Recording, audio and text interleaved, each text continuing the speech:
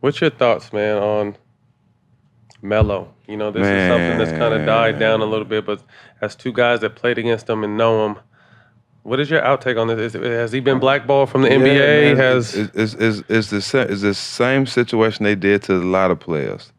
They put him in a situation they know he's not going to succeed, make it look like he can't play no more, make it look like he's a cancer, and just push him out. And once they get you to that point where you're a cancer or you look like you can't play no more, it's a text that's sent out to every team. It's a mass text that's sent out to every team. Every team CC. Don't fuck with him no more? Don't fuck with him. That's what it happened to AI. It happened to me. It happened to a lot of guys, and it's definitely happening to Melo. Melo ain't a company guy. He's never been a company guy. You know what I'm saying? He gonna speak his mind. He gonna march to the beat of his own drum, and they don't like that at times. And it ain't no question. If anybody today say that Melo is not better than 60% of the players in the NBA right now, they're a damn lie. No, and it's personal. They're crazy. Melo definitely belongs in the NBA, and he definitely got blackballed. It ain't a secret, man. As good as this guy is, definitely a for sure Hall of Famer. Oh, one of the most talented scorers the game has ever seen. One of the hardest players I ever had to guard, hands down. Someone that could do everything. The one thing that I will chime in from a standpoint of he could have played a role in his own demise was not accepting too much pride. Not swallowing that pride. And I can't speak on what it's like for someone to be as talented, a Hall of Famer, and then kind of slowly throughout your career, we were able to play 14 years apiece, but coming down your career and kind of having to adjust from being who you were at one time to fitting a role of a team. And I think that's what Melo had a hard time with. But you know this too. The NBA will make you think that your game and your body is done before you're actually done. Can't nobody tell you how your body feels and where your game is but you, right? It's situations. So you're right. So like today, like if somebody came to me and say, Jack, you had a great you did a great year in the Big Three. You belong in the league.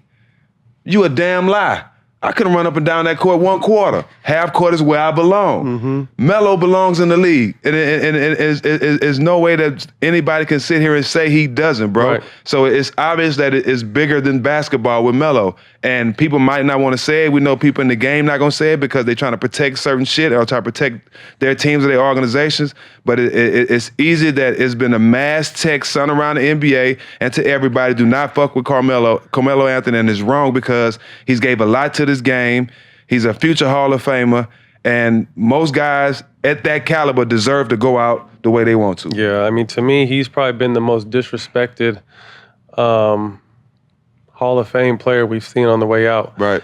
From an NBA standpoint, but then just the way fans talk. It did AI the same way, crazy, though. Right. Same way. Crazy. And, to me, I was thinking, if he could have went in, like I said, and to get back to my point, the only thing that I didn't like when the things were happening was, if you just accept that 6-man role, whether you think you should be starting or not, but if you go in and just buy in for what the team is about, mm-hmm. you got to think if you're 6-man, you're playing against the second or third best player in that position when you get in the game. You're gonna dominate. The offense is gonna go through you, and then you'll be playing at the end of the game. I mean, that's what matters. Starting, whoever starts, that's whatever. However you feel about that, but it's about who finishes the game. And that's a gene he doesn't have.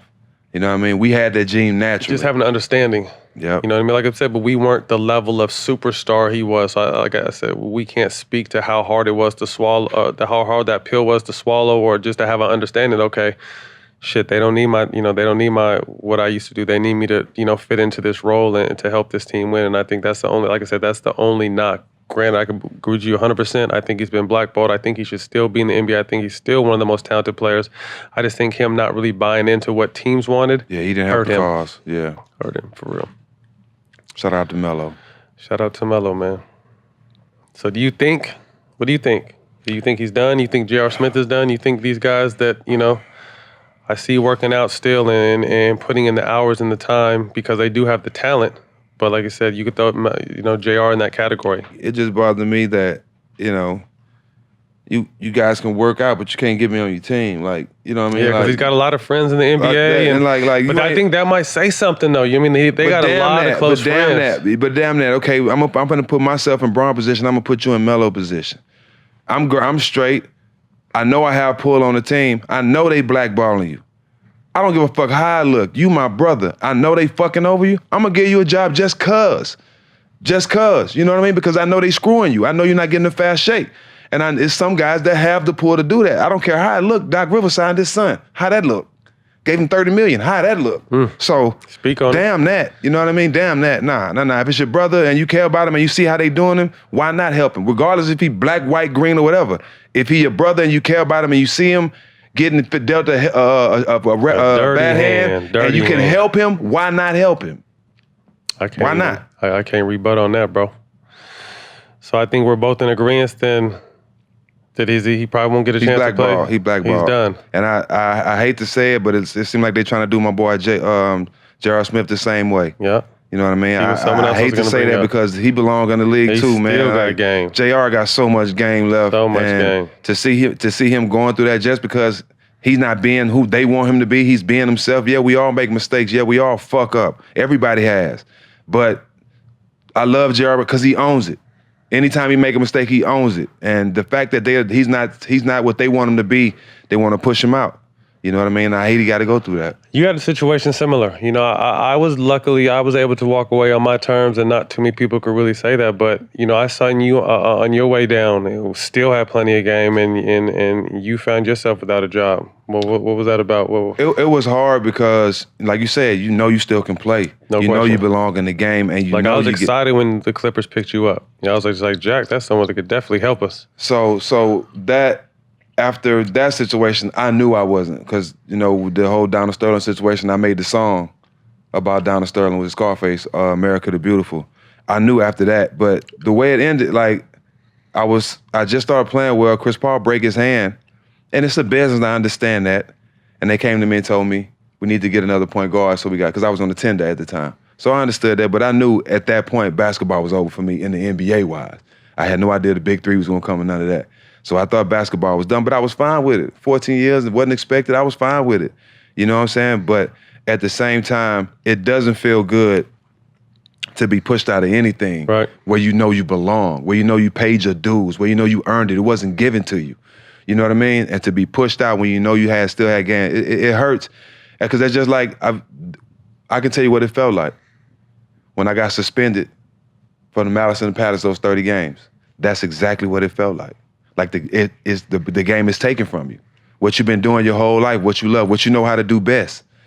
They just take the air out of you. And when I knew that, you know what I'm saying, I accepted it, but I knew I had to go move on from it. But it hurt. It hurt. Yeah. No lies about it. It hurt.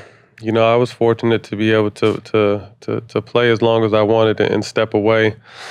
You know, when I felt I was done, you know, after 14 years, but I was completely at peace. You know what I mean? It was a situation where I just felt like I was missing too much time with my kids and going through the bullshit with my ex at the time. I just was ready for what was next. You know, business started doing well, the stuff I invested in and started prior years ended. So, you know, I was someone that retired and was cool. Didn't care about playing basketball no more, but still could watch it, you know, talk about it, teach it, coach my kids in it, go take my kids to games. I didn't miss it. I didn't feel the need to want to be back on the court. That's why I knew I made the right decision. Like you said, we was never supposed to be there to get 14 years to make, you know, the money we were fortunate enough to make. Champions. Both to win a ring. It was a blessing, but you know, for those guys that aren't that haven't come, that still feel like they should, and they should be in the NBA. You know, for them not to get a chance to be in the NBA, I couldn't imagine how that feels, and I'm sure it eats up at him, man. So I hope, you know, he comes to peace with that, or he gets a chance to Big three, baby, come on down. It's for guys who really love playing basketball. But it's a great sign though, because he comes out there and kills. I mean, Joe Johnson. Joe Johnson got a good look. You know what I mean? I'm pretty sure Melo will kill in that too, but. Melo would kill. That's for guys who just love playing basketball, though. I wish I wanted to get out there. I just done. Yeah, shout out to Q for real, man. Shout out Jeff. The fact that, you know what I mean, that shit is a feeder system to the NBA now. That's a great, huge. Right here in the States. Shout out to Q. Shout out to Q for what you did.